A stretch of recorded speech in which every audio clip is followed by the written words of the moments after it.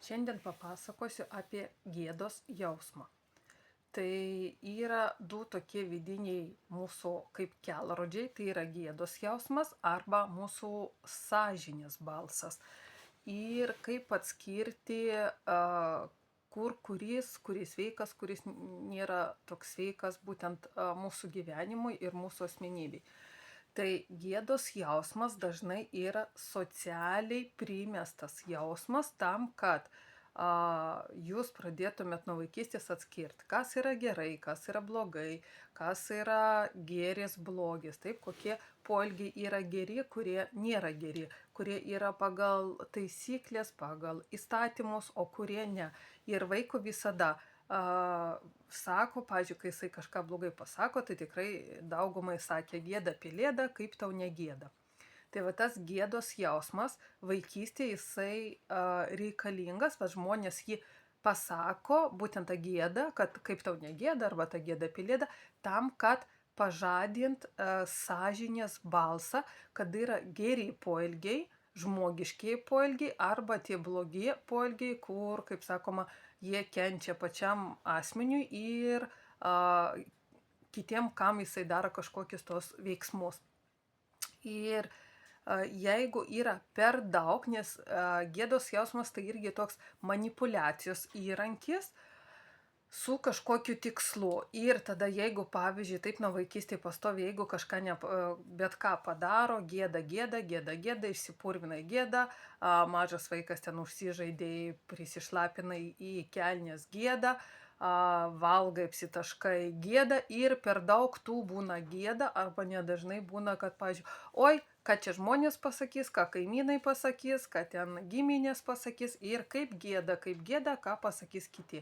Ir, pavyzdžiui, jeigu mažom dozėm, tai yra sveika nuo mažens, nes pažadinamas būtent tas sąžinės balsas, nes žmogus iš prigimties tikrai pilnas meilės, pilnas gerumo, ir po to aplinka suformuoja tos blogus įpročius, blogas mintis, blogus poelgius kažkokius. Nes vaikas nuo mažens jisai ką mato, tą ir sugeria. Ir jam čia yra normali aplinka, jeigu jisai mato, kad tikrai viens kitų rūpinasi, padeda, darbingi, knygas skaito, tai jisai kaip kempinė sugeria šitą informaciją ir jam tai normalu, tai pasireikšti suaugusiam gyvenimui. Bet jeigu jisai mato, kad pastoviai vartojamas alkoholis, pastovus barniai, televizorius vietoj knygos visai gyvenime nematęs ten iki mokyklos laikų, tai jam yra tai normali aplinka ir jisai sugeria būtent tą aplinką ir pagal jo mąstyseną, pagal jo aplinką, tai yra normali gyvenimo aplinka. Ir būtent tas gėdos jausmas tai dažnai būna, kad suaugusi piknaudžiauja ir būtent manipuliuoja tuo jausmu, tais žodžiais, tam, kad vaikas taptų patogus. Ir tada, pavyzdžiui, senais laikais būdavo tikrai, ką pagalvos kiti, nes sovietų laikais buvo net ir kartais buvo nesaugu išsiskirti iš kitų. Tiesiog buvo kitokie laikai. Šiais laikais tikrai yra normalu išsiskirti, normalu būti individualiam, normalu būti savimi, bet kai pas žmonės, kai kurios išliko per daug to gėdos jausmo, tai jisai vėlgi susijęs su savivertė, su neadekvačiai žema savivertė ir su būtent priklausomybė nuo kitų žmonių nuomonės apie mane. Tai reiškia, aš negyvenu savo gyvenimo, aš neturiu savo nuomonės, aš neturiu kažkokių savo įsitikinimų, o man svarbu, ką pagalvos kiti, man svarbu, ką pasakys kiti, nes aš noriu įtikti kitiems. Tai vėlgi, nes man trūksta meilės, man trūksta dėmesio, nes tik taip aš gaudavau dėmesį, kai mane pagirdavo, ir todėl aš jaučiu tą gėdos jausmą.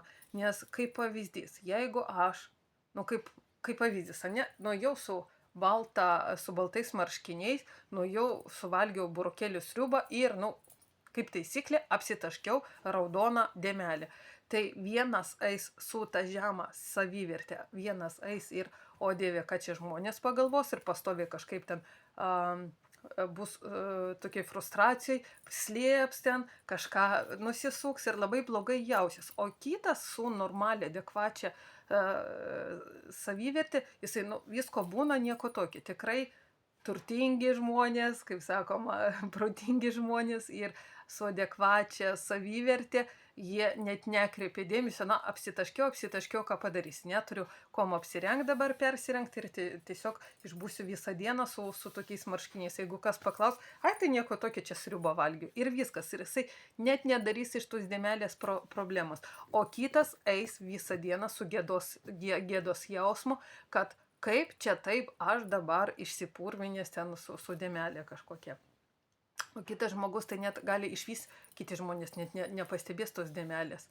Tai va čia yra gėdos jausmas ir būtent jeigu jūs jaučiat labai dažnai dėl savo poelgių, dėl įvykių būtent gėdos jausmą, tai jums būtina dirbti su savivertė, ją kelt ir išmokti išgirsti savo vidinį balsą, išmokti aplamai gyventi savo gyvenimą, išmokti žinot, ko jūs norit, ką jūs pats apie save galvojat, būtent kelt savo savivertę ir tikrai atsikratyti tos priklausomybės nuo ką pagalvos kiti. O dabar tas sąžinės balsas, tai yra tas būtent mūsų sielos balsas. Jeigu aš apsitaškiau, tai mano balsas išvis jam vienodai ten, ne, tas vidinis, būtent sąžinė, apsitaškiau ir viskas gerai. Bet jeigu aš kažką pavogiau, tai mano jau vidinis balsas jau nesakys gėda, o sakys, kaip tu blogai pasielgiai, tikrai taip negalima pasielgti. Jeigu aš, pavyzdžiui, įvažiuodama arba išvažiuodama iš parkingo, apdraskiau kitą mašiną su savo mašina, tai vėlgi mano sąžinės balsas, tu blogai pasielgiai, tau negalima pabėgti iš įvykio, tu turi sulaukti dabar to žmogaus ir prisipažinti. Jeigu aš kažkur, nežinau, pastūmiau kažką, netyčia ten kažkaip, aš atsiprašau, nes mano sąžinės balsas, būtent vidinis balsas pasako, tai yra blogai. Ir būtent va ta, kad tas mūsų sąžinės balsas, tai ar aš esu žmogus, ar aš, kaip sakoma, nesu žmogus. Taip, tiesiog geri veiksmai ir blogi veiksmai. Tiesiog, ne tai, kad blogi, o be pagarbos. Be pagarbos savo ir kitam, nes aš tikrai nenorėčiau, kad mano mašina apibraižytų ir pabėgtų. Man tikrai būtų nemalonu. Aš nenorėčiau, kad kažkas pastumtų ir net neatsiprašytų, kad kažkas apriektų mano vaiką ir irgi taip ir nuėjo savo. Tai va tas sąžinės balsas, jisai yra kaip kelrodis, kad ar aš einu teisinga linkme, ar aš einu neteisinga linkme. Ir tikrai nuo prigimties kiekvienas turi tą sąžinės balsą būtent kaip siela iš Dievo, kur yra pilnas meilės ir pilnas gėrio. Bet vėlgi priklauso nuo aplinkos. Tiesiog jeigu aplinka yra neigiama, jeigu aplinka yra destruktyvi, žlugdanti, tai vaikas prisigers tų negatyvių įpročių ir jisai užgoš savo tą būtent sąžinės balsą ir tiesiog jam yra normalu. Ir reikia išvalyti būtent tą nenormalumą, išvalyti tam, kad išgirsta savo balsą. Čia žinot, kaip pavyzdys, augo graži gėlė, bet jinai piktžolėm apaugusi. Ir tos piktžolės tai yra tie įpročiai, kurie yra,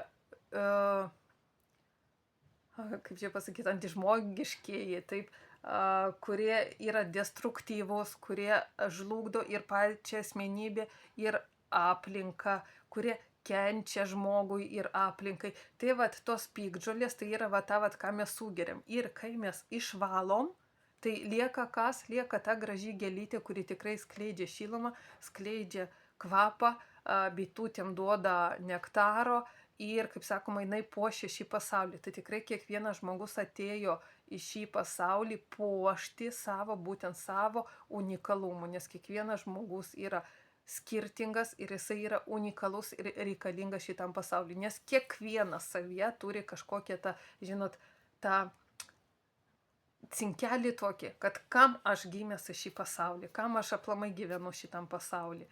Tai linkiu išsivalyti būtent atsikratyto gėdos jausmo ir girdėti savo sąžinės balsą.